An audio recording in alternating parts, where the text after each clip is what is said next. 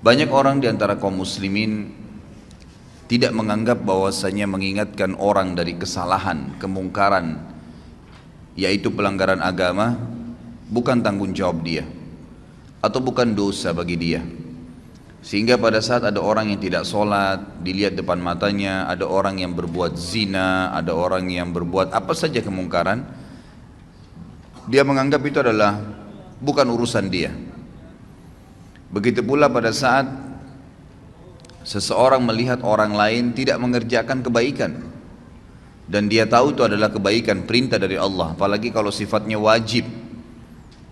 Jadi terkadang ada kemungkaran itu yang sifatnya sendirian dia. Misal ada seseorang memberikan informasi kepada kita, kalau si fulan ini nggak sholat misalnya, lalu kita pergi meluruskan kesalahan dia, itu berarti cuma ingkar mungkar.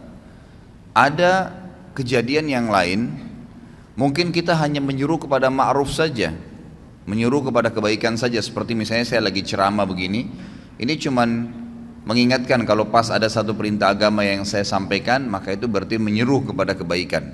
Tapi ada hal yang bersatu keduanya, dan yang cenderung kepada dosa besar adalah ketiga-tiganya tentunya. Yang bersatu misal ada orang yang tidak sholat, maka kita pungkirin, kenapa nggak sholat akhi, kenapa nggak sholat ukhti, itu namanya ingkar mungkar. Lalu kemudian kita ikutkan dengan perintah ma'ruf. Misal kita mengatakan sholat itu kan wajib, Allah yang wajibkan, berarti itu menyeru kepada kebaikan. Ini gabungan antara keduanya, gabungan antara keduanya. Jadi semua ketiga contoh tadi itu masuk dalam kriteria dosa besar yang kalau orang tidak melakukannya. Yang lebih fokus lagi kata ulama adalah masalah yang ketiga, yang digabungkan, Saya rincikan dulu. Kalau yang mungkar saja tadi, misal saya dilaporkan oleh seseorang, si fulan nggak sholat, si fulan niat mau berzina, si fulan niat mau kerja di tempat riba, tolong Ustadz nasihatin. Saya lalu datang dan menasehatinya. Ini ingkar mungkar saja, ingkar mungkar saja. Nah ini kalau diminta kepada saya untuk meluruskannya, maka wajib saya harus bisa meluruskan. Kalau saya tidak luruskan, saya dosa besar, karena saya membiarkan orang terjerumus dalam perbuatan dosa besar itu. Tapi kalau yang sedang dia lakukan dosa kecil dan saya tidak luruskan, saya tidak ingatkan, berarti saya termasuk melakukan dosa kecil. Kalau menyeru kepada kebaikan, misal kayak ceramah seperti ini, maka ini lebih cenderung kepada hukumnya sunnah, kecuali memang ada satu kasus terjadi, seperti contoh besok Natal misalnya, lalu saya tahu ada kaum muslimin yang melakukan perbuatan ikut-ikutan, lalu saya tidak luruskan, saya tahu itu, saya tidak coba menyampaikan yang ma'ruf, gitu kan. Maka berarti perintah agama memerintahkan agar kita merayakan Idul Adha dan tidak ada hari raya yang lain, mengingatkan kepada ma'ruf. Saya tidak ingatkan, maka saya berdosa besar. Tapi kalau umum saja penyampaian ceramah, itu hukumnya sunnah saja kalau dia sampaikan secara umum, gitu kan. Kemudian ada yang gabungan antara ingkar mungkar dan ambil ma'ruf tadi. Seseorang yang sedang tidak sholat di hadapan kita, lalu kita ingatkan, luruskan, lalu sekaligus kita sebutkan fadilah daripada ibadah itu, berarti menggabungkan keduanya.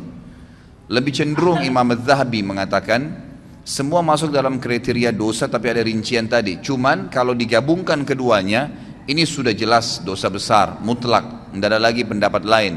Misal ada orang depan mata kita jelas-jelas berbuat kesalahan pelanggaran agama, ya, maka di sini wajib bagi kita untuk memungkirinya. Kalau tidak, dan sekaligus menggabungkan dengan ma'ruf, ya, diingatkan. Jadi jangan sampai teman-teman cuma bilang orang lagi berzina, jangan kamu zina, haram dalam agama. Itu nggak cukup. Itu cuma ingkar mungkar. Harus digabungkan. Apa alasannya? Apa solusinya buat dia? Karena zina itu perbuatan yang fahisyah, perbuatan yang buruk. Bayangkan kalau nanti perempuan yang kamu zinain ini hamil, bagaimana nanti citra nama kamu di keluargamu, di masyarakat? Bagaimana nanti kalau dia hamil kamu menghadapinya? Menggugurkan juga adalah dosa haram yang lain. Kalau kamu punya anak, anaknya haram. Jadi kita berikan ma'ruf, ya. Berikan selain ingkar mungkar, melarang dia, kita sampaikan juga kebaikan-kebaikan. Ada orang tidak sholat, tanya, kenapa akhi nggak sholat, gitu kan? Itu sudah ingkar mungkar ya, kenapa nggak sholat? Lalu kita masuk kepada ma'ruf. Sholat itu kan perintah agama, Allah subhanahu wa ta'ala yang wajibkan, pahalanya begini, begitu, begini dan seterusnya. Maka ini penggabungan antara amr ma'ruf dan nahi mungkar. Kalau ada orang yang mengalami keadaan tadi, dia melihat depan matanya kemungkaran dan dia tidak pungkirin, dia termasuk orang yang melakukan dosa besar. Dan yang lebih berbahaya lagi, selama dia tidak meluruskan kesalahan orang itu dan dia sudah sempat melihatnya, dia tidak memungkirinya sama sekali ya. Sebagaimana nanti akan kita jelaskan, ada 3 tahapan: mengingkari dengan tangan, mengingkari dengan lisan, atau mengingkari dengan hati. Sama sekali tidak lakukan, maka bisa menjadi dosa yang terus menerus dia dicatatkan padanya, karena dia membiarkan.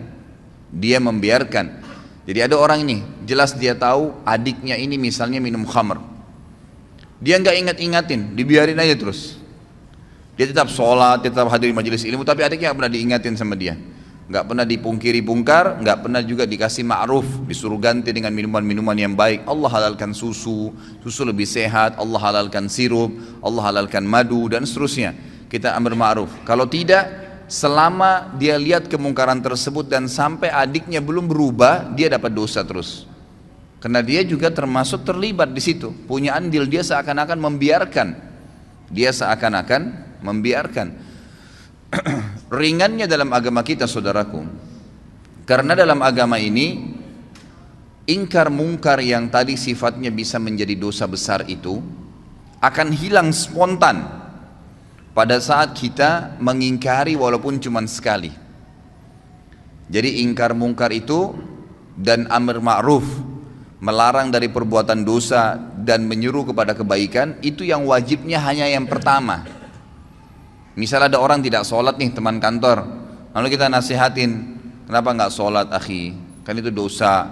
Sholat itu kan, lalu itu ingkar mungkar. Kita masuk kepada ma'rufnya, sholat itu kan pahalanya sangat besar, satu-satunya ibadah yang diperintahkan oleh Allah subhanahu wa ta'ala kepada nabinya Muhammad sallallahu alaihi wasallam yang diterima di langit adalah sholat.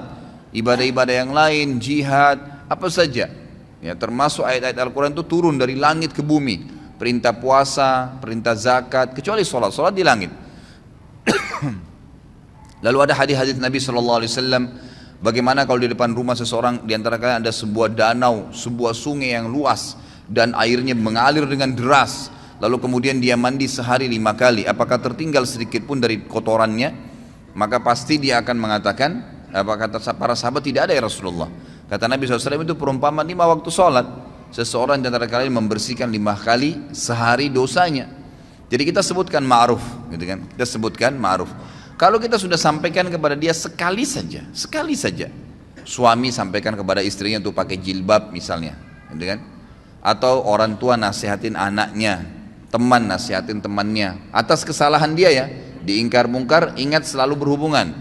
Larang kemungkaran, ganti dengan ma'ruf. Ya. Banyak orang tidak bisa meluruskan kesalahan orang lain karena dia cuma ingkar mungkar. Kamu nggak boleh begitu, selesai. Nggak cukup, harus diikuti dengan ma'ruf. Jelaskan kenapa dia tidak boleh, lalu berikan solusi. Zina pezina, berikan solusi pernikahan. Nggak usah pikir dia terima atau enggak, itu bukan urusan kita. Hidayah di tangan Allah subhanahu wa ta'ala, gitu kan? Ma'alaika illal balag. Allah subhanahu wa ta'ala menyampaikan kepada Nabi SAW, tugasmu hanya menyampaikan saja. Tugasmu hanya menyampaikan, jadi tidak ada tugas yang lain. Kita cuma sampaikan hidayah di tangan Allah subhanahu wa ta'ala. Kalau sekali saja, sekali lagi, Anda sudah ingkar mungkar dan amr ma'ruf, maka gugur hukuman dosa besar. Nggak ada lagi sudah. Jadi kalau sudah diingatin sekali, yang kedua, yang ke-100, yang ke-1000 itu sudah sunnah hukumnya. Sudah sunnah. Suami akan lepas dari tanggung jawab terhadap istrinya yang tidak mau pakai jilbab kalau dia sudah ingatkan, jilbab itu haram kalau kamu memperlihatkan aurat kamu. Ingkar mungkar dan ambil ma'ruf. Kan kalau kamu tutup aurat kamu itu malah menjalankan perintah agama, dapat pahala. Kamu juga tidak kehilangan apa-apa kok, malah tidak diganggu oleh orang lain dan seterusnya. Maka sudah sekali. Ternyata istrinya masih belum mau lakukan. Dia boleh tetap mengingatkan, mendoakan, tapi minimal dia sudah lepas dari beban hukum nih. Karena hukum ini yang penting ya. Nah, sekali saya sudah cukup. Sekali saja sudah cukup. Saya kasih contoh banyak sekali ikhwat dan akhwat sekalian kemungkaran. Semoga Allah hilangkan ya. Maksudnya ini bukan dihilangkan total memang. Mungkar itu tetap ada, tapi minimal Allah Subhanahu tutupin ya hal-hal yang besar, karena di Indonesia ini sangat luar biasa. Saya tidak bisa habis pikir, terus terang saya lihat pelang begitu besar di pinggir jalan, biskuit harus memperlihatkan perempuan yang dadanya terbuka. Apa hubungannya? Apa hubungannya antara biskuit itu dengan perempuan yang memakan itu dengan kelihatan semua badannya? Tidak ada sama sekali hubungannya, tidak ada. Jadi orang sebenarnya lebih melihat kepada artis yang sedang ada di pelang itu. Tapi yang berbahaya adalah kita ini lewat di pelang itu. Berapa banyak pelang yang kita lewatin penuh dengan iklan sampo perempuan tidak pakai jilbab, iklan biskuit tadi yang ini. Belum sekarang karena dibiarkan makin jadi. Saya kaget melihat ada di salah satu jalan, poros jalan besarnya luar biasa iklan itu, iklan celana dalam laki-laki. Dan laki-laki itu betul-betul dikasih gambar hanya pakai celana dalam. Ini luar biasa ini. Ya, semoga Allah berikan hidayah ya. Ini negara kita berbahaya sekali kalau kita biarkan terus begini ya. Jadi ini tidak boleh. Ya, harus ada batasan gitu kan. Mungkin seorang laki-laki ini pun kalau ya seorang laki-laki tampil dan memang di sebelahnya ada dus celana dalamnya, orang sudah paham. Oh ya, ini sudah ada. Jadi kalau misalnya diberikan iklan sesuatu, itu pun kalau digambar yang terpapar itu kan secara syar'i memang tidak boleh ya.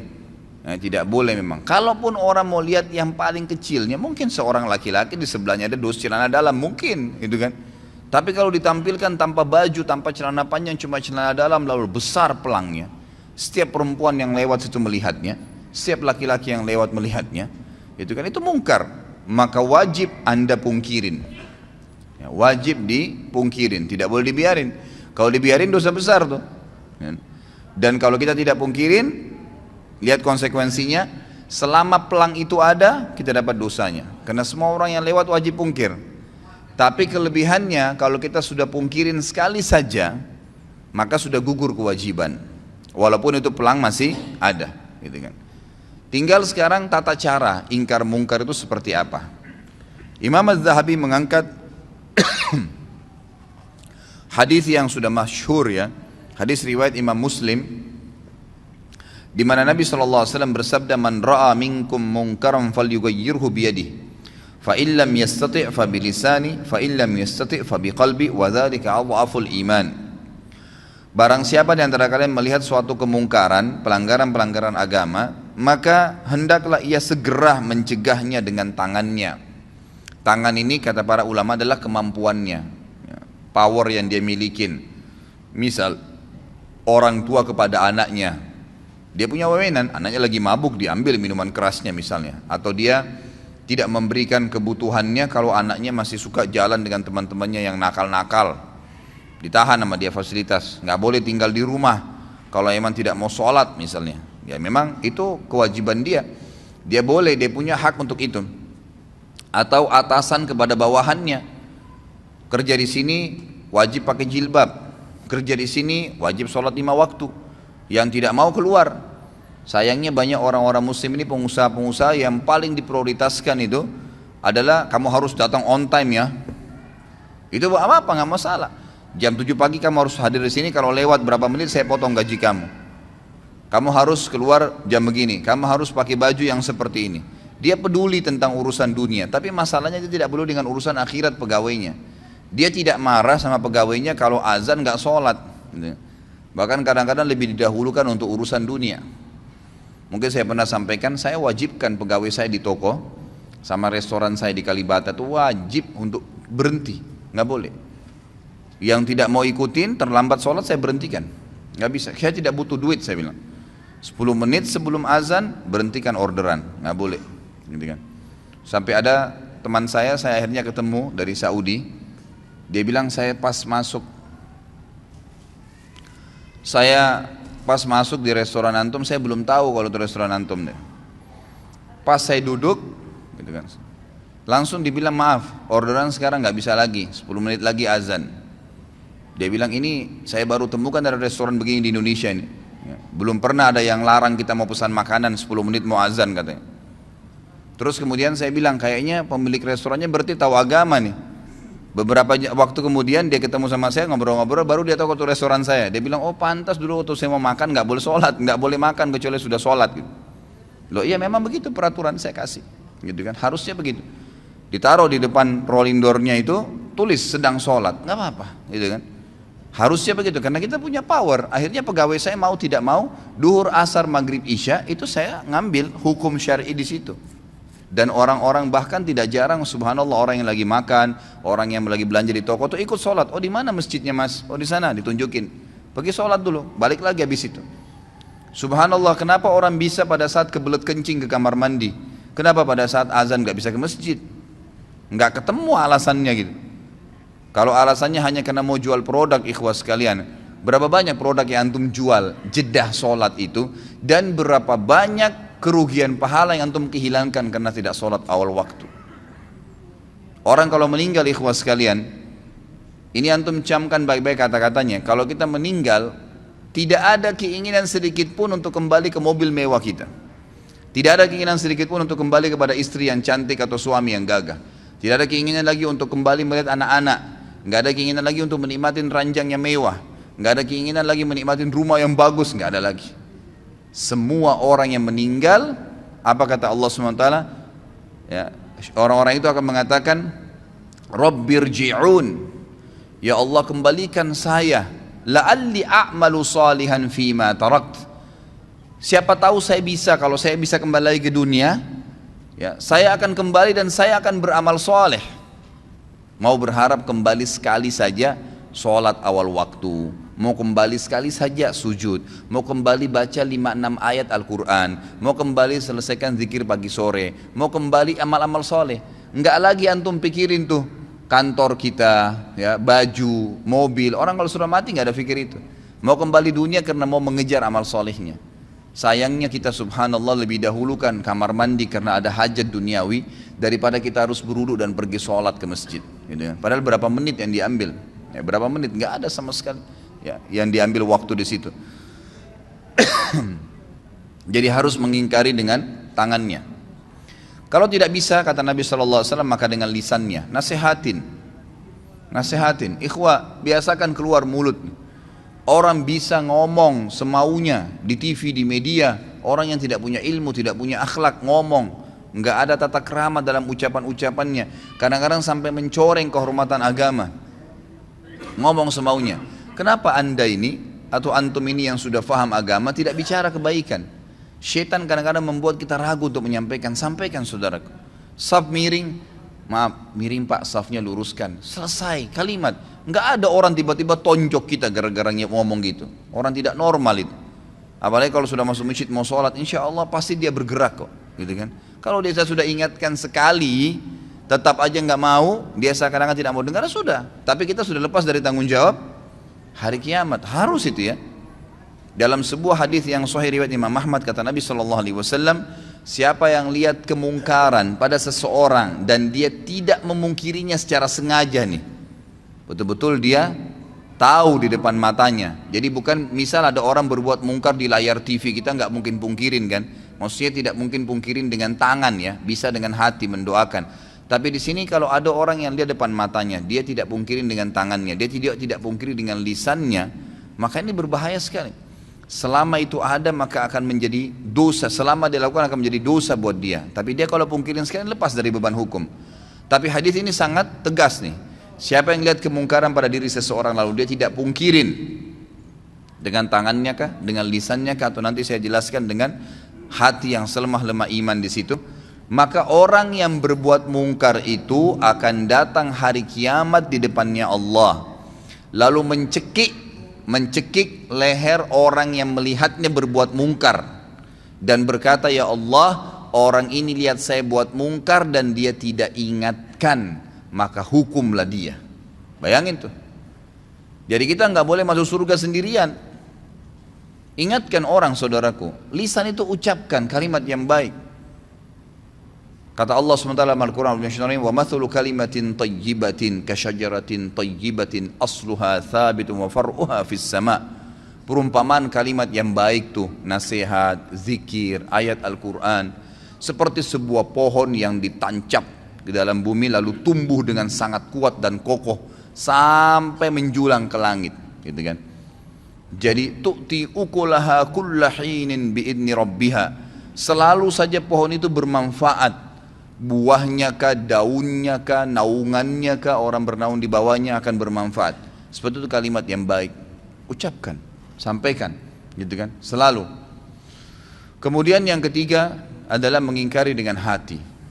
Dan ini selemah-lemah iman. Dan kata para ulama, Imam Az-Zahabi memasukkan ingkar mungkar ini dalam dosa besar karena adanya sabda Nabi SAW di akhir hadis ini, وَذَلِكَ أَضْعَفُ الْإِيمَانِ, dan itu selemah-lemah iman. Artinya tidak ada lagi hitungan iman setelah itu. Jadi ada ancaman tapi seperti tidak kelihatan secara tulisan, gitu kan. Ingkar mungkar dengan hati, lewat di pelang, ya Allah mudah-mudahan saja engkau hilangkan ini.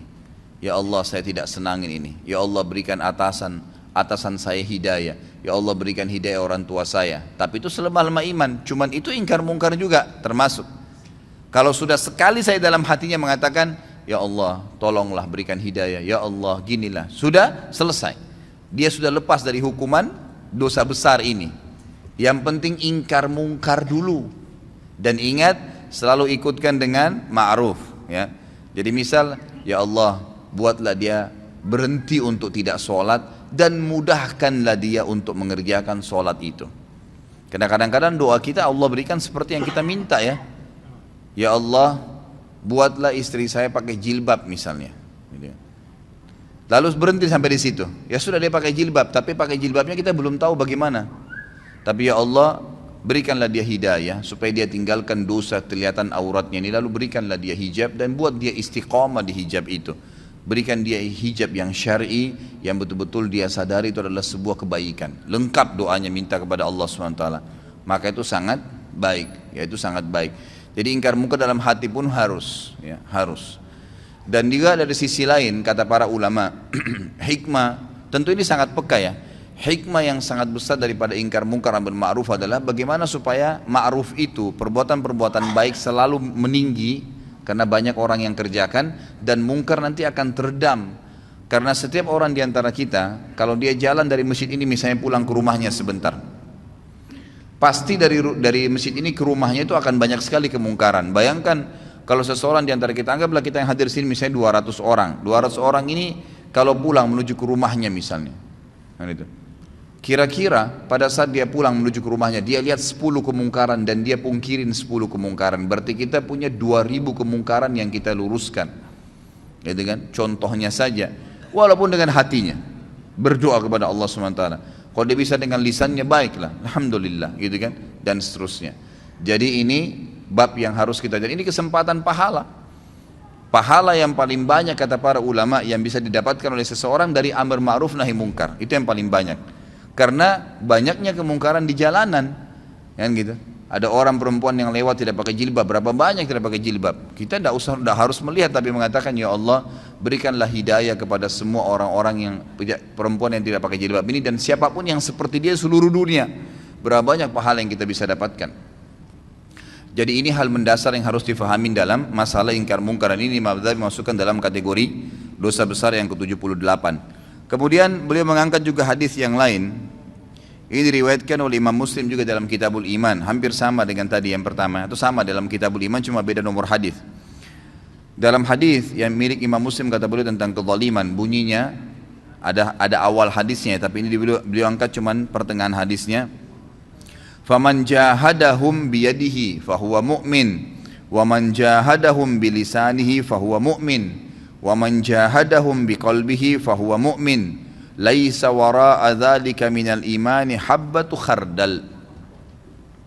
Siapa yang melihat kemungkaran lalu dia melawan, meluruskan kemungkaran itu, siapa yang meluruskan kemungkaran itu dengan tangannya, maka dia adalah seorang mukmin. Siapa yang meluruskan kesalahan dengan lisannya, maka dia juga orang mukmin. Dan siapa yang meluruskan kesalahan dan kezaliman, kemungkaran dengan lisannya, maka dia juga mukmin. Dan tidak ada iman setelah itu sekalipun atau sebesar biji sawi pun. Artinya tidak dianggap orang beriman kalau tidak mau ingkar mungkar. Ada hadis yang agung riwayat Bukhari, di mana Nabi SAW bersabda, suatu hari pernah Jibril diutus oleh Allah untuk menghancurkan satu negeri. Pada saat Jibril tiba di negeri itu, Jibril berkata, ya Allah, kata Allah, ini hancurin negeri itu. Kata Jibril AS, ya Allah, di negeri itu ada hambamu fulan, orang saleh. Ada hambamu fulan, orang saleh. Kata Allah SWT, mulai dari orang itu, azab yang akan saya turunkan ini mulai pada orang itu, karena dia tidak pernah menyeru kepada kebaikan dan melarang kemungkaran. Ini banyak orang ini, cirinya di Indonesia banyak sekali. Dia azan ke masjid, tapi nggak pernah mau tahu tetangganya sholat kah, orang yang dilewatin kah, padahal cuma tinggal ucapin. Saya kadang-kadang kalau lewat di masjid dekat rumah saya, lagi duhur, banyak penjual-penjual ya kaki lima atau orang yang mampir, mereka istirahat di teras masjid tapi nggak sholat. Nggak sholat, subhanallah ya, semoga Allah berikan hidayah. Saya lewat cuma mengatakan, Pak, Mas sholat Pak, padahal sudah dengar azan tuh kan. Mereka tetap duduk aja, kita cuma ingatkan, Pak, Mas sholat, gitu kan. Kadang-kadang pernah ada ibu-ibu juga situ jual gado-gado, Bu, duhur Bu, sholat. Hanya itu saja. Tidak pernah tuh ada yang ngomong kasar sama saya. Yang ada cuma, oh iya terima kasih Pak, cuman gitu saja. Tapi saya sudah dapat pahalanya, saya juga sudah lepas dari dosa besar. Dan lepas daripada ancaman tadi, orang yang berbuat kemungkaran yang tidak dipungkirin akan mencekik leher orang yang melihatnya kalau tidak mengingatkan pada hari kiamat, nuntut sama Allah di mahkamah Allah agar orang ini dihukum, ya, orang yang dia berbuat kemungkaran ya. Makanya di sini harus kita biasakan diri kita, ikhwas sekalian. Yakinlah bahwasanya agama ini adalah agama yang lurus, agama yang benar, agama yang paling diterima di sisi Allah Subhanahu wa taala. Maka kita harus bangga dalam menjalankan agama ini. Banyak orang tidak mau amar ma'ruf nahi mungkar, tidak mau menyuruh kepada kebaikan-kebaikan agama, yang tidak mau melarang dari kemungkaran. Itu karena alasan mungkin dia masih belum yakin tentang kebenaran agama. Kalau dia yakin, kenapa harus ragu? Kenapa harus ragu? Akhwat kita di belakang sana, kenapa ragu? Ukhti pada saat ketemu dengan seorang muslimah tidak pakai jilbab, tanya dia, kenapa enggak beli buku? Buku sering saya bawain, buku-buku ada dulu, saudariku apa yang menghalangi untuk berhijab, harganya mungkin cuma 10 ribu, 12 ribu rupiah. Beli 10 biji, 100 biji, sedekahkan, setiap ketemu orang bagi, gitu kan, kasih. Itu nanti yang kita harapkan, dan kita bersyukur pada Allah pada saat meninggal, berharap bisa mengulangi perbuatan-perbuatan itu, karena sudah tidak bisa lagi menambah amal pada saat meninggal. Ya tentu kalau laki-laki masih ada pembatas dengan wanita kalau dia mau ngomong dalam syar'i ya. Tapi kalau akhwat kita, berapa banyak kesempatan untuk antunna, untuk kalian maksudnya ya. Kalau laki-laki biasanya dikatakan antum ya, kalau perempuan antunna, untuk antunna lakukan ya. Banyak sekali menyuruh perempuan-perempuan itu pakai jilbab, lagi belanja pakaian di pasar tidak pakai jilbab. Bu, assalamualaikum, salam, muslimah iya. Bu, kok pakai hijab Bu? Ya, mungkin dengan sambil bercanda, ibu kalau pakai hijab cantik juga kok, misal. Gitu kan? Itu kan perintah agama, sambil ngobrol, sambil bayar. Siapa tahu Allah berikan hidayah. Bayangkan kalau semenjak itu kemudian dia pakai jilbab, misal. Dia pakai jilbab. Selama dia pakai jilbab sampai dia meninggal, Anda dapat pahalanya. Karena Anda penyebabnya. Gitu kan?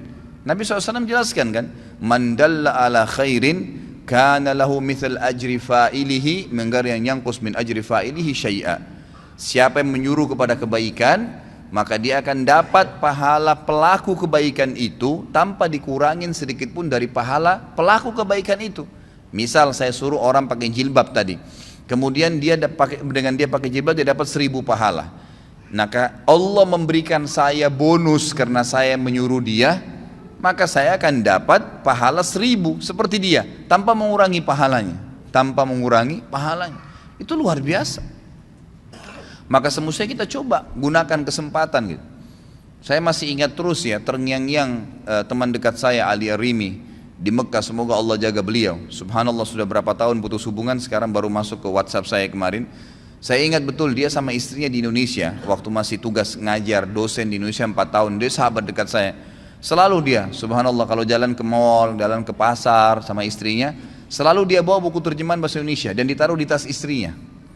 Kalau ada pegawai perempuan, apa saja, aksesoris, jual di restoran, apa segala, ditanya, dia suruh istrinya tanya, muslimah bukan muslimah? Kenapa nggak pakai hijab? Gitu kan? Kadang-kadang cuma dijawab dengan senyum, kadang-kadang oh iya. Ya. Kalau cuma ditanya kenapa tidak pakai hijab, pakai ingkar mungkar ya. Harus ikutin dengan ma'ruf.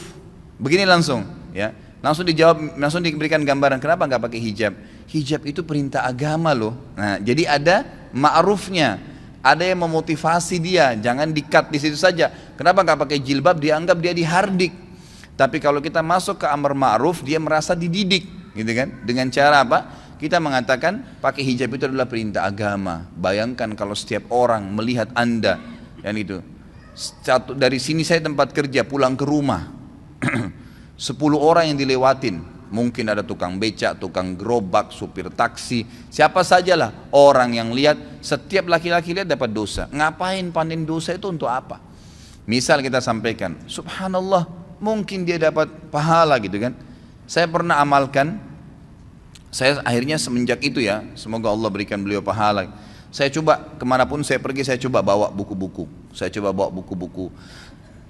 Kadang-kadang saya mampir di pinggir jalan penjual buah.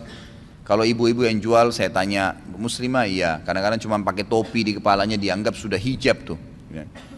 Coba kita ingatkan, Bu, pakai jilbab itu dalam Islam wajib, Bu. Itu kan diperintahkan oleh agama dan leher itu termasuk aurat gitu kan. Ada buku, ini ada buku mungkin ibu bisa baca. Ada penjual nasi padang di dekat rumah saya. Pas saya masuk, ini suaminya Masya Allah suka hadir di masjid sama saya gitu, dekat rumah. Begitu saya masuk ke rumah makannya, ada lukisan wanita Bali besar, mungkin hampir setinggi dari lantai ke temboknya dia, mungkin 3 meteran lukisan itu. Begitu saya masuk, saya lihat ini orang Padang biasanya Muslim gitu kan. Kemudian saya ngobrol sama suaminya, Assalamualaikum Pak, Waalaikumsalam gini. Sudah berapa lama di sini? Saya bicara dulu secara umum karena lagi nunggu dibungkusin makanan gitu. Oh, saya sudah 2 tahun di sini gini. Oh, saya belum pernah lihat, ngobrol-ngobrol lah. Akhirnya sudah, saya bilang saya tinggal di sini, dekat sini, alamat sini dan seterusnya. Selesai, pada saat saya mau bayar, saya bilang Bapak Ibu saya punya masukan bisa nggak? Oh iya silahkan. Kalau setahu saya dalam agama lukisan seperti ini tidak boleh. Ini kan lukisan, foto aja kalau dipajang itu masih tetap membuat malaikat tidak masuk. Apalagi kalau lukisan, gitu kan? Oh yang ini Pak Ustadz, iya yang ini. Oh ini kebetulan dikasih sama teman. Nah, iya saya mungkin tahu, baik itu dikasih ataupun dibeli, tugas saya mengingatkan dalam agama karena memang ini nggak boleh. Subhanallah, mungkin syaitan akan mengatakan kepada kita, siapa tahu dia marah. Sempat terlintas tuh di hati saya, terlintas sejenak, gitu kan? Nanti dia tersinggung, nanti dia marah. Tapi saya selalu melawannya. A'udzubillahi minasyaitonirrajim. Saya luruskan. Subhanallah, dengan sedikit saya nasihatin, dan kebetulan waktu itu saya memang lagi bawa mobil, saya turunkan dari mobil buku. Di antara buku yang saya pernah, ini juga buku sekalian memang, saya sudah pernah janjikan saya bawa, ini bukunya sudah saya bawa, ada rumah yang tidak dimasukin oleh malaikat. Ini ada mungkin, kalau tidak salah berapa ya, ada 30 atau sekian rumah, contoh-contoh rumah yang tidak dimasukin oleh malaikat. Ada, ya dia pakai F ya. Saya kurang tahu nih jumlahnya, tapi yang jelas ada banyak sekali buku-buku rumah-rumah yang tidak dimasuki malaikat. Rumah orang yang memutus silaturahim, rumah orang yang mendurhaka orang tua, rumah orang yang memakan harta anak yatim, rumah yang memakan harta riba, rumah yang di dalamnya terdapat anjing, rumah yang ditempati oleh syaitan karena tidak ada zikrullah, tidak ada membaca Al-Quran di dalamnya, rumah yang penghuninya terbiasa mencaci maki, baik itu sahabat, orang-orang soleh, orang yang sudah meninggal, rumah ya, yang di dalamnya tergantung gambar dan patung. Nah ini yang disebutkan oleh beliau di sini di halaman 100. Lalu beliau sebutkan sebab pengharaman gambar, gambar lukisan tangan, hukuman dan azab bagi orang yang membuat gambar, dan juga hukuman bagi orang yang sengaja memajangnya. Saya kasih buku ini pada saat itu. Ini ada buku mungkin bisa dibaca. Subhanallah, besok saya datang dan sampai hari ini saya masuk ke rumahnya itu nggak pernah lagi ada gambar itu. Kadang-kadang waktu saya mampir saya bercanda, udah nggak ada gambarnya Pak. Iya Pak Ustadz sudah, Alhamdulillah. Ya kami juga baru tahu kemarin. Malah sebenarnya mereka tambah dekat dengan saya itu Pak, dengan ingkar munkar dan amar ma'ruf tadi. Yang awalnya syaitan kadang-kadang buat kita ragu, ya, buat ragu. itu kesempatan peluang besar untuk mendapatkan pahala. Ingkar mungkar, ingatkan. Karena kalau tidak malah berbahaya, sebagaimana tadi saya jelaskan ya. Nabi Muhammad SAW dan para sahabat paling gemar dengan amar ma'ruf dan nahi mungkar. Bahkan kita tahu kisahnya Abdullah bin Umar dan Abu Hurairah radhiyallahu anhum. Abdullah bin Umar dan Abu Hurairah radhiyallahu anhum ini kalau mau sholat, ya, mau sholat, mereka sudah tahu misal waktu sholat subuh, duhur, asar, maghrib, isya, jamnya atau saatnya kayak kita sekarang pakai jam ya. Itu mereka berdua ini selalu keluar sebelum waktu, selalu keluar sebelum waktu, dan selalu setiap kali itu keliling ke rumah kerabatnya, tetangganya dipanggilin. Ayo sebentar lagi sholat, ayo sebentar lagi sholat. Ada yang diketuk pintu rumahnya, ayo sebentar lagi sholat. Terus begitu. Setiap mau sholat lima waktu ini dua orang ini selalu begitu. Terkenal di kalangan sahabat. Jadi sering kali mereka mutar jauh sekalian sampai ke masjid sudah azan. Ini mereka sudah amar ma'ruf sekaligus ingkar mungkar. Gitu. Pahalanya banyak. Barangkan berapa banyak orang yang mendapatkan atau kita dapatkan pahalanya hanya karena dia mendapatkan hidayah. Yang mendapatkan hidayah. Ini penting sekali. Sekarang banyak sekali wasilah ya, banyak sekali cara untuk menyampaikan yang ma'ruf dan melarang kemungkaran. Kalau sekarang mungkin dari BlackBerry sudah ada, di WhatsApp sudah ada, dan salah satunya sudah saya bahasakan kan. Ya, bisa diambil, tinggal buka YouTube, ambil ceramah saya, tinggal dipencet ada titik 3 di sebelahnya gambar ceramah saya itu ada bagikan, tinggal ambil share, bagi kepada teman-teman. Gratis, yang ngomong saya 2 jam, Anda cuma tinggal pindahin, pahalanya sama ya. Apa susahnya? Daripada kirim gambar yang gak benar gitu kan? Gak ada manfaatnya.